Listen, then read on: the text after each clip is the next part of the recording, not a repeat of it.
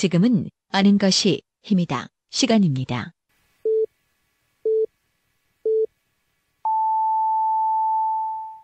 Welcome to the best podcast. Knowledge is power. 안녕하세요. 따뜻한 마음 믿음의 한약 선화한약국 대표 한약사 이기택입니다. 저희 선화한약국에서는 내 가족에게 드린다는 마음으로 정성껏 약을 조제하고 있습니다. 미세먼지로 인한 비염, 관절 통증, 숙취 해소, 그리고 건강한 한방 다이어트까지 이젠 선화한약국이 여러분들의 건강과 함께하겠습니다. 대전일보 옆 월평타운 상가 1층 월평역 4번 출구 문의 전화는 528-2848 지금 포털에서 대전 선화한약국을 검색해보세요. 2020년 4월 13일 월요일 방송분입니다. 5시 엔데스나 월요일 순서 함께 하십니다. 키워드로 보는 뉴스 브리핑 팟캐스트 하는 것이 힘이다. 정진호 PD와 함께합니다. 어서 오세요, 정 PD. 네, 잘 돌아오셨습니다. 정진호입니다. 예, 일주일 만에 네. 돌아왔습니다. 열심히 해야죠. 네. 첫 번째 키워드부터 살펴보죠. 오늘 첫 번째 키워드 양치기 소년으로 정해봤습니다. 예, 어떤 얘기입니까? 우리 지역의 수건 사업 중 하나가 바로 유성 복합터미널 조성 사업인데요. 그동안 이게 참 여러 우여곡절을 겪지 않았습니까? 예. 그러다가 이제 사업 시행사로 KPIH가 정해진 뒤에도 여러 논란이 있긴 했지만 그래도 이제 지난해 9월 594억 원에 달하는 토지 매매 대금이 이제 완납되면서 이 착공이 곧 이루어지겠구나 뭐 이런 기대도 했었는데 이어서 터진 주주 간의 갈등과 소송 전으로 인해 또다시 뭐 사업이 좌초되는 거 아니냐 이런 우려를 낳기도 한다 뭐 이런 소식을 좀 얼마 전에 전해드렸었죠. 예. 근데 안 좋은 소식 하나가 더 들려왔습니다. 어떤 소식입니까? 네, 이 대출 관련인데요. PF 예. 대출이 결국 이루어지지가 않았거든요. 대출이 이루어지지 않았다. 네네. KPIH 측에서 이제 PF 대출을 해주기로 한 KB증권 측이요. 이 주주들의 100% 백지임을 이제 대출 조건으로 내걸었었는데 이게 결국 실제 대출로 이루어지지가 않았습니다. 이런 가운데 사전 대출을 해주었던 SPC라는 금융사가 있습니다. 그런데 이곳에서 계획대로 4월 10일까지 이 KPIH가 KB증권으로부터 PF 대출을 받지 못했기 때문에 기존에 진행됐던 대출금을 이제 회수하겠다 이런 내용의 공문을 대전도시공사 측에 통보를 했다고 합니다. 예. 이에 따라 어제 대전도시공사는 KPIH와 체결했던 유성복합터미널 용지 매매 계약의 해지 절차에 들어갔다고 합니다. 예, 그럼 계약이 원점으로 다시 돌아갔나요? 네, 그렇게 될 것 같은데요. 대전도시공사 측은 오는 4월 28일까지 KPI 측이 이제 정상적으로 PF 대출을 완성시키지 못하면 용지 매매 계약을 최종적으로 해지하겠다 뭐 이렇게 통보를 했다고 합니다. 예. 글쎄요, 뭐 그때까지 이 KPI 측이 어떤 자금을 마련하면 사업은 지속될 수 있겠지만 그렇지 않다면 사업이 중단될 수밖에 없다 이런 얘기겠군요. 네, 이 시한도 사실은 한번 연기된 거기 때문에 이게 글쎄요 그렇게 꼭 낙관적으로 보기는 어려울 것 같은데요. 예. 이 원래 대출 기한이 지난 1월이었습니다. 근데 연장을 해주었는데 그 기한이 이제 4월 10일이었고요. 이것도 또 넘어가 버린 셈이니까 이 4월 28일이 이제 어떻게 보면 최고 통지나 마찬가지다 이렇게 보시면 될 것 같습니다. 예. 어떻습니까? KPIH 측에서는 어떤 반응이 나왔습니까? 뭐 본인들은 계속 하겠다 이런 얘기인가요? 네, 이에 대해서 KPIH 측은요 여전히 이제 사업을 정상적으로 추진할 수 있다 뭐 이런 입장이라고 하는데요. 그러면서 이제 국내 도급 순위 7위인 현대 엔지니어링과 시공사 계약을 체결했기 때문에 이 KB증권이 아닌 다른 금융사를 통해서 이제 대환 대출도 할 수 있고 또 이제 PF 투자도 새로 받을 수 있다 뭐 이렇게 추진하겠다 이런 입장을 내놨다고 합니다. 예. 글쎄요, 뭐 은행에서 대출이 거부됐다면 여러 이유가 있겠습니다만 가장 큰 이유는 그 기업의 신용도가 뭐 은행으로서는 낮게 평가를 했기 때문에 대출을 안 해준 것 아니겠습니까? 네, 그렇게 볼 수 있을 것 같은데요. 이런 사업자를 믿고서 계속 사업을 추진해야 될지 여러 가지 또 고민을 해봐야 될 분이 없지 않아 있는 것 같습니다. 네, 맞습니다. 이 시행사가 자금력이 어느 정도 있다면 대출을 받아야 되는 범주가 그만큼 적어지겠지만은 이게 거의 대출을 기대면서 이렇게 사업을 추진하는 거니까 그만큼 위험성도 클 수밖에 없을 것 같은데요. 예. 또 이 회사는 안면도 개발 사업 때도 비슷한 일이 있었습니다. 그래서 이게 한두 번도 아니고 이런 일이 계속 반복되다 보니까 이게 좀 부정적인 견해가 좀 많지 않은가 싶습니다.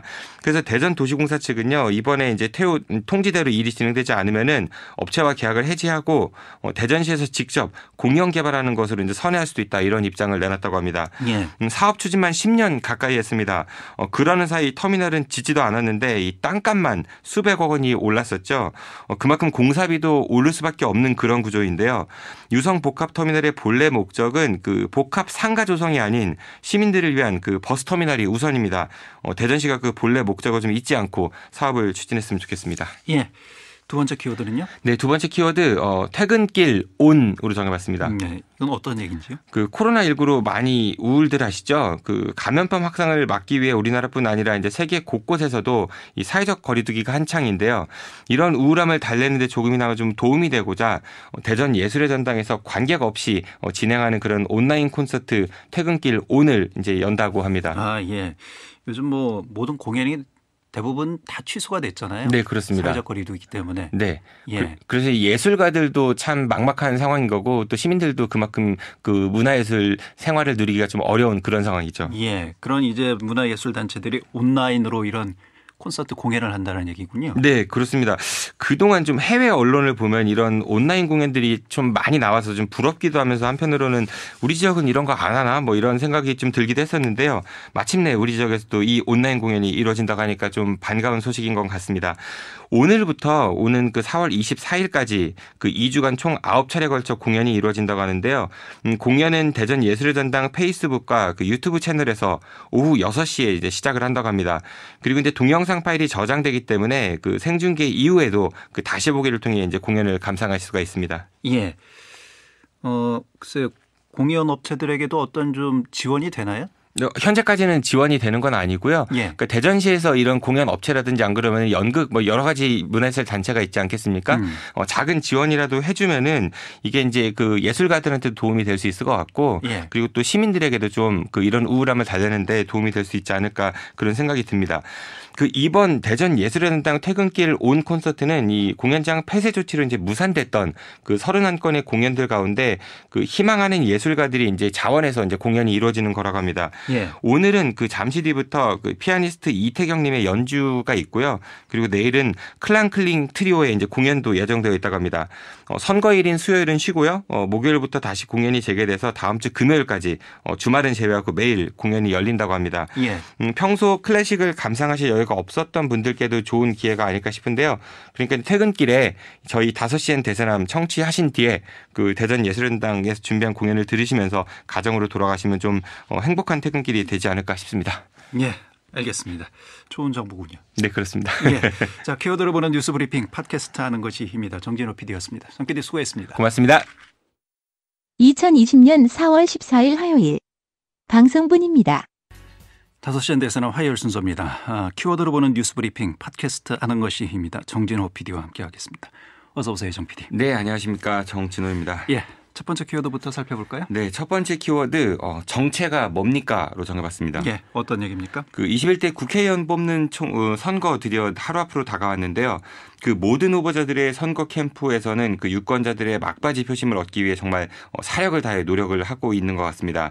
그런데 그 이런 분들이 선거 운동을 하는 게 과연 좀 바람직한 것일까 하는 생각이 좀 들기도 해서요. 예. 오늘 이 시간에는 이분들의 그 선거 운동에 대해서 한번 이야기를 좀 해보도록 하겠습니다. 어떤 사람들의 선거 운동입니까? 네, 청취자분들께서 한번 좀 들어보시고 판단하시죠. 오늘 제가 말씀드리고자 하는 분들은요, 바로 지방의회 의원들입니다. 그 시장이나 구청장 같은 그 선출직 단체장들이거나 아니면은 초중고등학교 교사들의 선거 운동은 엄격하게 제한되어 있습니다. 예. 하지만 똑같은 선출직인데 그 지방의회 의원들이나 아니면 똑같이 이제 학생들을 가르치는 일을 하고 있는 대학 교수들은 좀 상대적으로 자유롭게 정치적 의사도 표현할 수 있고 또 일정 정도의 그 선거 운동도 할 수가 있습니다. 이런 걸 과연 좀 공정한 처사라고 볼 수 있을까요? 예.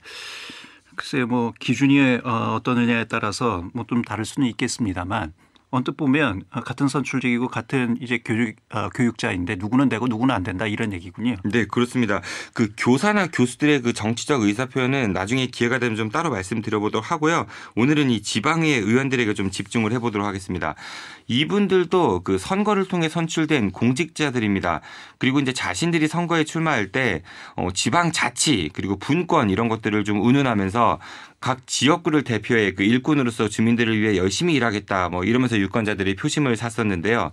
하지만 이런 총선 그 선거철만 되면은 그 이들의 활동 범위는 의정 활동과는 좀 다소 거리가 먼 그 소위 이제 자신들이 모시고 있는 국회의원들이나 아니면 유력 후보들의 선거 운동에 혈안이 되어 있다는 점이 좀 정말 씁쓸하기만 한 것 같습니다. 예, 뭐 지방의회 의원들도 정당에 속해 있는 정치인이기 때문에 선거 활동을 할 수는 있겠습니다만 본연의 업무인 의정 활동은 뒤로 하고 선거 운동에만 매진한다. 이거는 좀 뭐 한번 우리가 따져봐야 되는 것이 아닐까 이런 얘기죠. 네, 그렇습니다. 그 수많은 대전광역시의 의원들과 그 각 자치구의 의원들은요, 오늘도 그 후보자들의 이름이 새겨진 점퍼를 입고요, 길거리에서 선거 운동을 하는데 여념이 없는 것 같습니다. 그리고 이들은 또 충성 경쟁이라도 하듯이 그 서로 자랑스럽게 자신의 SNS에 그 관련 사진이나 글들을 앞다퉈서 또 게시를 하고 있습니다. 몇 가지 사례를 좀 소개해드리면요, 그 더불어민주당 소속인 대전시의회 김종천 의장의 페이스북 계정 대문 사진에는 박범계 후보와 함께 그 엄지척하고 있는 사진이 좀 실려 있고요. 게시글 내용의 대부분은 그 박범계 후보 선거 유세 사진으로 좀 도배되어 있습니다. 그리고 미래통합당 소속인 대전시의 우혜자 의원 그 페이스북 계정도 가보면요. 이장우 의원님의 당선을 기원합니다라는 글과 함께 그 본인이 직접 선거 유세 점퍼를 입고 선거운동하는 사진을 아주 좀 자랑스럽게 올려놓았습니다. 각 자치구의 또 이제 사정은 마찬가지인데요. 어떤 의원은 그 자신의 페이스북 계정에 본인 글은 아예 없고 온통 이제 자신이 모시고 있는 후보 관련 글에 이제 태그가 걸려 있거나 심지어는 본인 계정인데도 그 프로필 사진에 이번에 출마한 후보자 사진을 떡하니 올려놓은 그런 의원들도 좀 상당수가 있었습니다. 예. 지방의회 의원들이 이 국회의원들의 뭐 선거 운동원이냐 뭐 이런 냉소적인 반응들이 있다 이런 얘기죠. 네, 그렇습니다. 이 선거철에 이 선거운동이나 하라고 비싼 시민열세를 들여가지고 이들에게 의정활동비를 주는 건 아닐 텐데요. 이게 좀 방송에서는 부적절할 수도 있겠지만 이해를 돕기 위해 제가 좀 몇 가지 그 사전에 등장한 속어들을 좀 써서 여쭤보겠습니다. 그 지방의 의원들께서는 그 주민을 대표하는 의원이십니까? 아니면은 일본어로는 꼬붕이요? 그것도 아니면 표준 국어 대사전에 올라와 있는 뭐 똘마니 혹은 뭐 따까리이십니까? 그 지역의 각종 현안이 산적해 있음에도 불구하고 이렇게 좀 대놓고 과할 정도로 선거운동에 혈안이 되어 있는 지방의 의원들을 보면서 이분들의 정체가 무엇인지 꼭 한번 여쭤보고 싶습니다. 예. 두 번째 키워드 살펴보죠. 네, 두 번째 키워드 좋은 기회로 정해봤습니다. 네, 이건 어떤 얘기입니까? 그 대전시가 어제부터 그 선불카드 형식으로 대전형 긴급 재난지원금 그 지급을 시작했는데요. 그동안 대전시는 그 신청했던 중위소득 100% 이하 가구에 대한 지급 대상 여부를 확인해 왔다고 합니다. 그리고 여기에서 확인된 1차 지급 대상 1,727명의 시민들에게 어제부터 긴급 재난 생계 지원금 카드를 수령해라 이런 안내 문자를 발송했다고 합니다. 혹시 지급 신청을 하셨고 또 이제 문자를 받으신 분들이 계신다면은 그 신분증을 가지고 각 동에 있는 행정복지센터 그러니까 거주지 동사무소에 방문하시면 이 지원금이 들어있는 선불카드를 받으실 수도 있다고 합니다. 예. 물론 현재 이제 온라인 신청자들에 한해서 신청이 되는 건가요? 네, 온라인 신청자분들한테만 이제 문자가 간 거고요. 그 예. 오프라인 접수는 4월 20일부터 그 거주지 행정복지센터에서 받을 예정이라고 하니까 그때 이제 신청하시면 될 것 같습니다. 신청 기한은 5월 말까지고 이제 받으신 지원금은 7월 말까지는 모두 써야 된다고 합니다. 돈을 만약에 다 사용하지 않으시면은 자동으로 소멸된다고 하니까 이것도 좀 참고하시면 좋을 것 같습니다. 예. 뭐 이 좀 힘든 가정에게는 반가운 소식입니다만. 이게 바로바로 지급이 되나요? 네, 이게 일단은 그 대전시에서 검증을 거친 가구에 대해서는 바로 이제 지급이 가능한 거고요. 예. 근데 이제 대전시에서 그 중위소득 100% 이하 기준을 정할 때 그 이제 산정 근거로 그 건강보험료 월납부액으로 두지 않았습니까? 근데 이게 이제 1인 가구의 경우 그 지역 가입자와 직장 가입자 간 편차가 너무 커서 실제로 이제 자영업자나 프리랜서 같은 1인 가구 지역 가입자들 중 이제 상당수는 지원받기 어렵다 뭐 이런 지적을 지난주에 해드렸었는데요. 실제로 당초 대전시가 정한 중위소득 100% 1인 가구 지역 가입자의 월 건보료 납부액이 이제 13,984원이었습니다. 그런데 이게 이제 연소득이 100만 원 이하인 경우에 주로 해당되는 금액이어서 실제 중위소득 100% 기준액인 월 175만 원 이하의 소득을 올리는 시민들 중 상당수는 좀 지원 대상에 빠질 위기에 몰렸었습니다. 그래서 이제 대전시도 이런 지적을 좀 수용해서 1인 가구 건보료 기준 액수를 29,078원으로 이제 상향 조정을 했다고 합니다. 이렇게 해서 이제 상향이 돼서 약 10,000명 가까운 그 1인 가구가 더 지원을 받게 될 수 있다고 합니다. 예. 이게 뭐 한시적으로 지원이 되는 거잖아요. 네, 그렇습니다. 예. 그래서 뭐 더 확대한 재난 기본소득도 도입해야 된다. 이런 목소리는 여전히 계속 나오고 있는 것 같고요. 네, 맞습니다. 이 기본소득이라는 게 이게 정말 많은 재원이 소요되기 때문에 그동안 여러 나라에서도 아주 한시적이면서 또 제한적으로 실험을 하긴 했었습니다. 하지만 전 세계적으로도 지금처럼 이렇게 좀 광범위하게 긴급 지원금을 지급하거나 아니면은 기본소득을 도입했던 사례는 없는 것 같은데요. 그러니까 우리 정부나 경제학자들 입장에서는 이와 관련된 연구를 하기에 이번 사례가 아주 좋은 기회인 것 같습니다. 지금의 상황을 좀 잘 살펴봐서 그 효용성과 또 보완점에 대해서 연구를 해본다면은 우리 사회 안전망을 위해 보다 더 나은 모델이 나올 수 있지 않을까 하고 기대를 해볼 수도 있을 것 같습니다.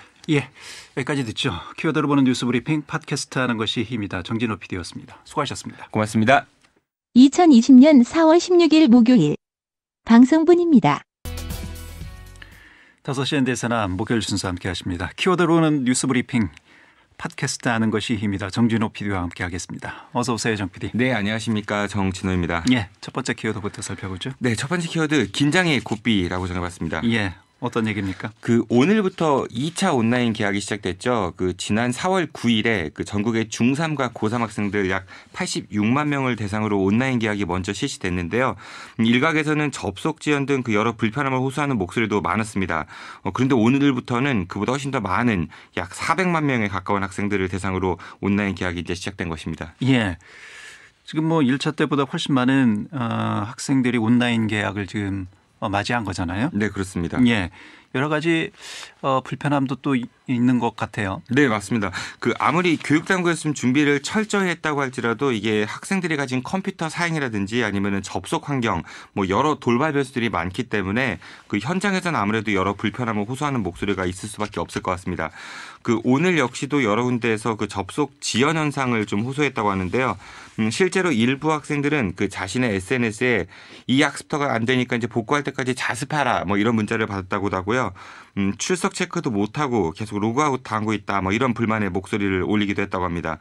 이에 대해 이 학습터를 관리하는 한국교육학술정보원 관계자는 권역별로 서버를 나눠놨는데 이게 이제 서울과 대구 쪽 서버에서 좀 문제가 생겨서 잠깐 로그인 지연 현상이 있었다. 예. 하지만 현재는 문제가 없는 상태다 뭐 이렇게 해명을 했다고 합니다. 그리고 현재 EBS에서 제공하는 LMS라는 게 있습니다. 온라인 학습 도구를 그렇게 얘기하는데요. 이 EBS 온라인 클래스는 현재 이제 접속이 원활한 상태라고 합니다. 예. 온라인 교육의 특성상 뭐 언제 어디서 문제가 발생할 수 있을지 예측하기는 쉽지는 않죠. 네, 그렇습니다. 예. 교육 당국에서 지속적으로 모니터링을 하고 또 그에 따라서 나타나는 문제점들을 좀 개선해 나가야 되는 것이 아닌가 그런 생각이 드네요. 네, 그렇습니다. 이 온라인 교육이라는 게 이게 시간과 장소를 구애받지 않기 때문에 학습자들이 원할 때 언제든지 활용할 수 있다 뭐 이런 장점이 있긴 하지만요. 이제 반대로 또 언제나 열려 있어야 되고 또 한꺼번에 이제 접속자들이 몰리면 좀 서버가 과부하 걸리기 때문에 이런 좀 일시적인 장애 현상도 생길 수 있다 뭐 이런 한계도 있는 것 같습니다. 예. 정부가 이제 주말쯤에 생활방역 체계로의 전환 여부를 검토하겠다 뭐 이렇게 지금 얘기가 나오고 있는 것 같아서 추후 상황을 좀 지켜봐야 되겠습니다만 어쨌든 당분간은 뭐 사상 초유의 일이니까요. 이렇게 좀 온라인 계약 좀 불편하더라도 그런 부분에 대한 문제점을 좀 최소화하는 쪽으로 노력을 더 해야 되지 않을까 싶습니다. 네, 우리 모두의 좀 이해가 좀 필요한 구석이기도 한 것 같은데요.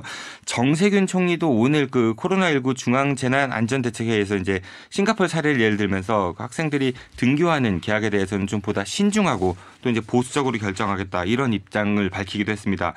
실제로 방역 모범 국가로 알려진 싱가포르에서는 최근 이제 등교 계약을 실시했다가 이게 확진자가 한 달 사이에 뭐 무려 14배나 폭증해서 이제 온라인 계약으로 전환시켰던 일이 있었습니다.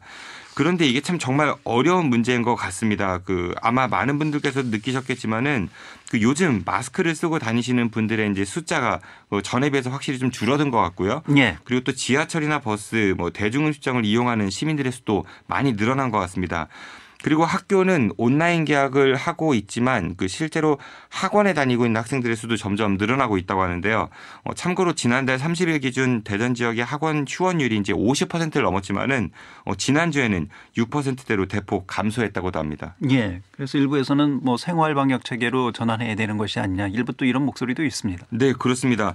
물론 그 당분간은 코로나19 이전처럼 지내기는 좀 어렵겠지만 그래도 이제 총선도 잘 치러냈고 또 이제 보건당국에서 확진자 관리도 잘 하고 있기 때문에 이제는 좀 제한적으로나마 그 철저한 방역 수칙이 동반되는 그런 생활 방역 체계의 전환도 고민해봐야 되지 않을까 싶은 생각도 듭니다.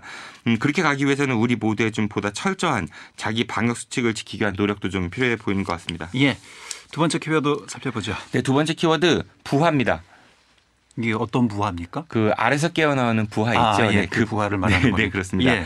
그 6.25 한국전쟁 때 벌어졌던 그 산내 그 골룡골 민간인 학살 그 저희 대전함 청취하시는 분들께서는 이미 많이 알고들 계실 텐데요. 하지만 대전 시민 전체로 보나 아니면은 좀 범위를 넓혀서 그 우리나라 국민들을 대상으로 봤을 때는 이 산내 골룡골 민간인 학살 문제가 아직 좀 가야 될 길은 그 많이 남아 있는 것 같습니다. 그 이런 가운데 반가운 소식이 하나 들려왔습니다. 그 대전광역시 동구청은요. 그동안 이 산내 골룡골 민간인 학살 관련해서 많은 국제적 연구를 수행하고 있는 그 영국 출신의 데이빗 밀러 박사라는 사람을 그 국제 특보로 정식 채용하기로 했다고 합니다. 그러니까 제가 알기로는 그 우리 지역 행정관청에서는 최초로 대전 동구청이 외국인 전문가를 이제 공식 채용한다 뭐 이런 이야기입니다. 그 동구청에서 이례적으로 외국인 전문가를 채용한다 이런 얘기군요. 네, 그렇습니다. 이번에 채용되는 밀러 박사는 그 세계적인 한국 전문가인 브루스 커밍스 시카고 대학교 석좌 교수나 그 영동 노근리 민간인 학살 보도로 퓰리처상을 수상했던 AP통신 찰스 헨리 기자 같은 분들과도 함께 그 이 문제에 대한 취재와 연구 활동도 벌여오고 있는데요. 그리고 작년에는 한국 전쟁 당시 그 산내 골룡골 민간인 학살 현장에서 전 세계 최초로 이제 보도했던 영국인 종군 기자 앨런 위닝턴이 남긴 그 각종 기록물들을 영국 셰필드 대학교에 가서 발견해내기도 했습니다. 예.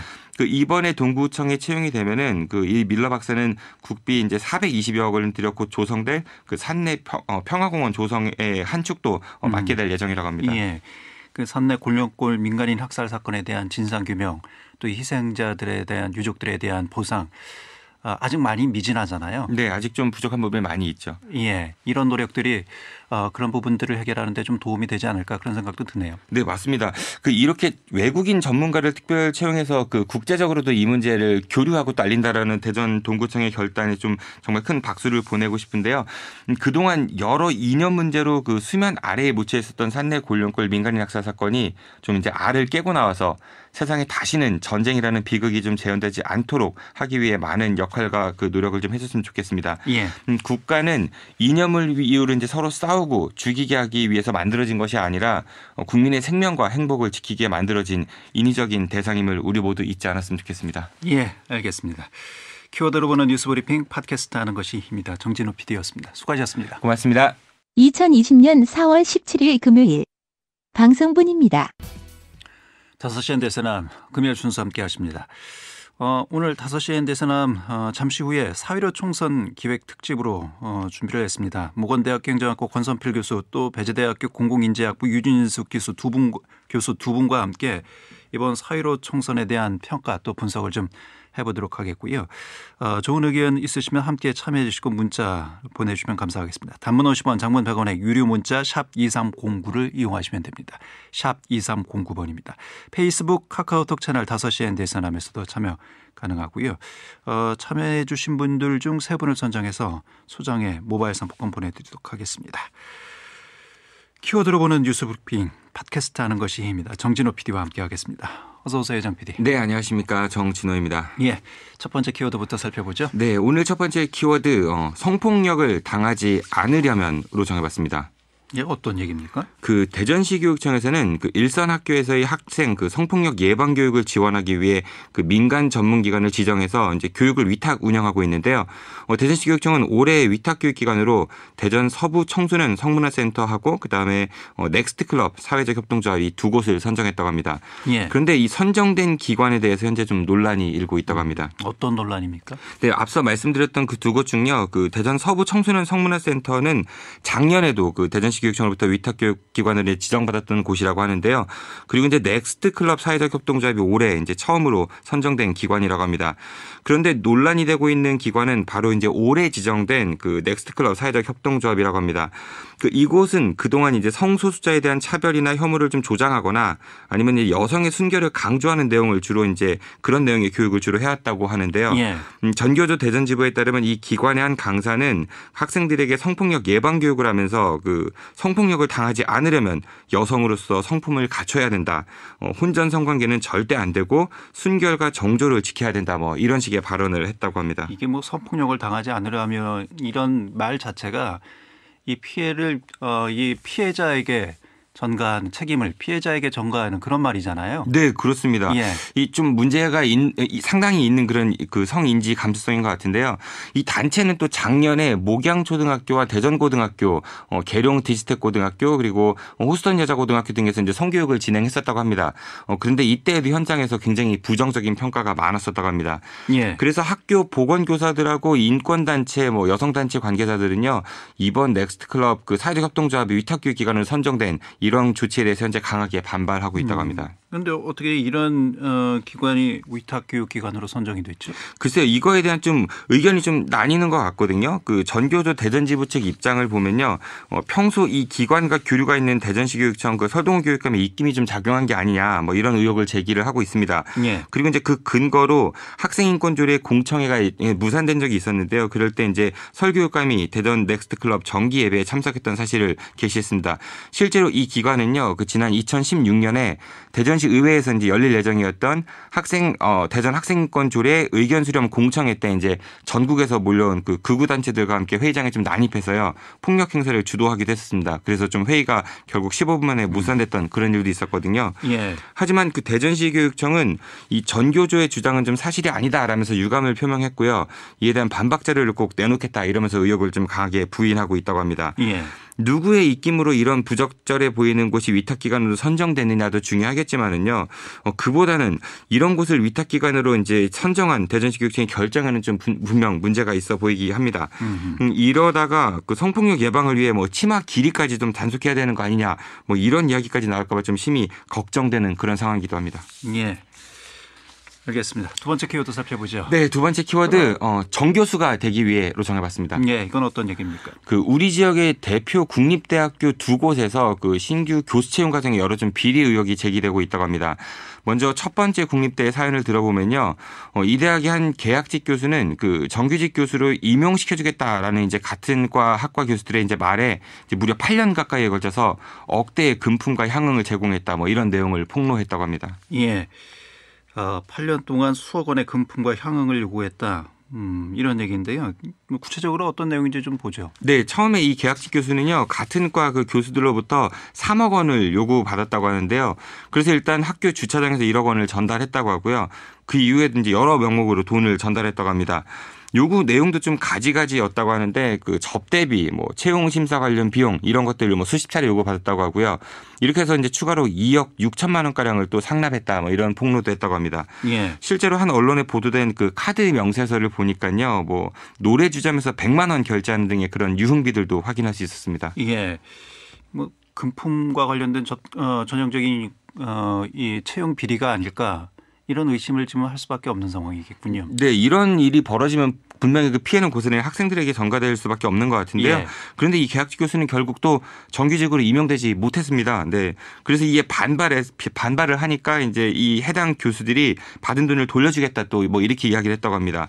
하지만 금품 수수 의혹 당사자인 두 교수들은요 현재 관련 의혹을 전면 부인하고 있다고 합니다. 예. 문제가 불거지자 학교 측은 뒤늦게 진상조사에 나섰다고 하고요. 그 고소를 접수한 경찰도 수사에 착수를 했다고 합니다. 예.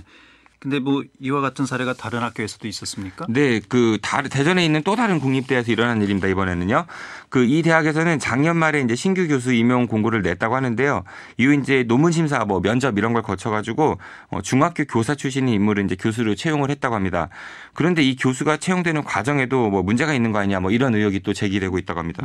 이곳에서는 어떤 의혹이 제기되고 있습니까? 네, 그 지난번 교수 채용 때 총 18명이 지원을 했다고 하는데요. 그런데 학과 이제 관계자 말에 따르면은 해당 학과 교수들은 이제 채용 공고를 내기 전부터 이 관련 학교에 등록되지도 않은 인물을 내정했다 뭐 이런 의혹을 제기했다고 합니다. 그리고 해당 인물이 결국 이제 교수로 채용됐다고 하는데요. 그런데 이 인물은 이제 그 전부터 그 해당 학과 교수들과 교류가 좀 많았던 사람이라고 하고 또 금품이 오간 그런 정황도 있다 뭐 이렇게 의혹을 제기했다고 합니다. 뿐만 아니라 해당 학과 교수들의 비위 행위 의혹도 동시에 제기를 했는데요.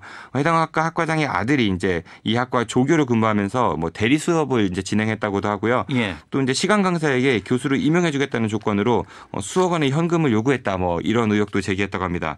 그리고 이제 같은 학과의 또 다른 교수는 뭐 표절한 논문을 가지고 승진 임용이 됐다 이런 의혹도 제기하고 나섰다고 합니다. 예. 지금 이 사안에 대해서는 어떻게 수사나 아니면 학교 차원의 진상조사가 이루어지고 있습니까? 네, 교육부에서 이제 감사가 진행 중이라고 하는데요. 예. 이에 대해서 해당 학교 관계자는 뭐 그 채용 같은 경우는 교무처 절차대로 이루어졌기 때문에 문제가 없다 뭐 이런 입장이라고 하고요. 교수들 개개인의 의혹에 대해서는 몰랐었다. 뭐 하지만은 임용 후에 이제 떨어진 이들의 보복성 의혹 제기가 아닐까 뭐 이렇게 짐작한다 이런 입장을 내놨다고 합니다. 이 대학의 교수 채용은 말이죠. 이게 좀 워낙 전문적인 분야이다 보니까 그 과정이 더 좀 폐쇄적일 수밖에 없을 것 같은데요. 그럴수록 대학 스스로가 좀 이런 논란을 막기 위해 좀 철저한 그런 채용 매뉴얼을 갖춰야 되지 않을까 싶습니다. 예, 알겠습니다. 여기까지 듣죠. 키워드로 보는 뉴스 브리핑 팟캐스트 하는 것이 힘이다. 정진우 PD였습니다. 수고하셨습니다. 고맙습니다.